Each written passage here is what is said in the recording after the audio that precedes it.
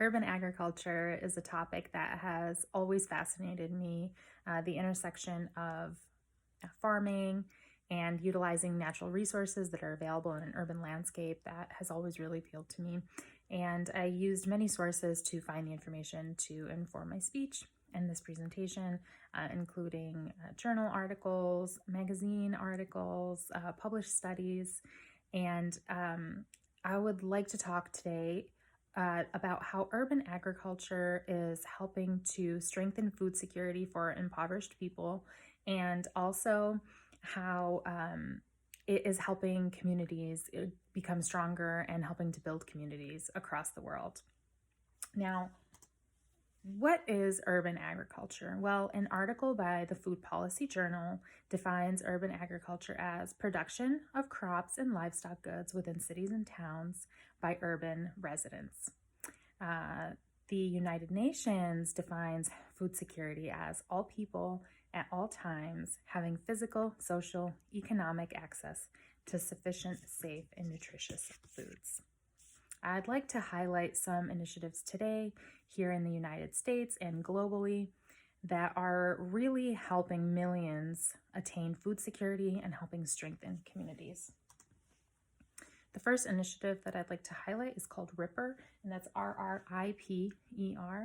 RIPER partners with the University of Maryland and with the local community. And according to their site, what they do is they take RIPER stands for Rooftop Runoff Irrigation, Produce Eaten Raw. And what they do is they take rainwater from the roof of a local homeless shelter. They put that water into storage tanks, filter it, and then use that filtered water to water the garden beds that the community then harvests. Data is also collected by the University of Maryland scientists, and they are doing studies on how soil can help to filter runoff and rainwater, and how the vegetables grown here are perfectly safe for consumption. Another initiative that I learned about is Grow NYC, and directly from their site as well. They have been in operation for over 50 years in New York City, providing fresh, nutritious, local produce that is grown all over the city to residents and families who are in need.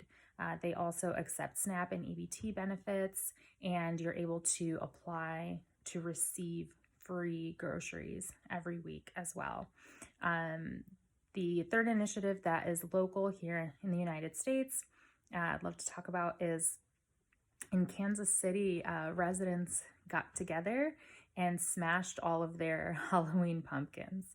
And while that may not seem like anything to do with urban agriculture, a company called Compost Collective then used all those smashed pumpkins to use them as fertilizer and to help feed animals in local farms. And I think that's just a really wonderful example of the community coming together to help encourage each other and also help provide and establish more food security for the people that they live near. Now, a international initiative that I would love to talk about is the Kibera Sack Gardens. Kibera is a slum in Kenya that houses approximately 250,000 people.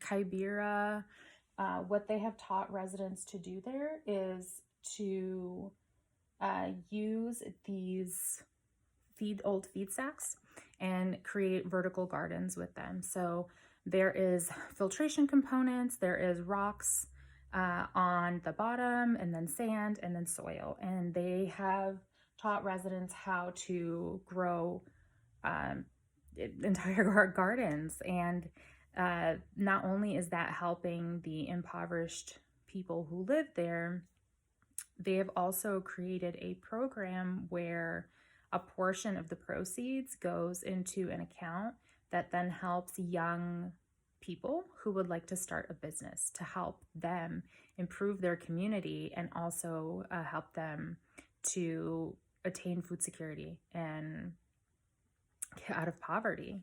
Uh, the way urban agriculture is helping millions attain food security and strengthen communities worldwide is just astonishing. In one of the few hard evidence published studies in 1998, it was published by a gentleman by the name of Maxwell. He was able to show that children who were exposed to urban agriculture initiatives, they were able to increase their calorie consumption and increase the biodiversity of their foods. Two of those very important categories for helping children who are food insecure and who also may be struggling with nutrition. Community gardens all over the country and all over the world are rented out as event spaces. Community gardens and urban agriculture initiatives provide a safe place for residents to gather, to help each other, and it's helping millions worldwide. I think this is a wonderful example of initiatives, across the world that are helping millions attain food security and strengthen communities.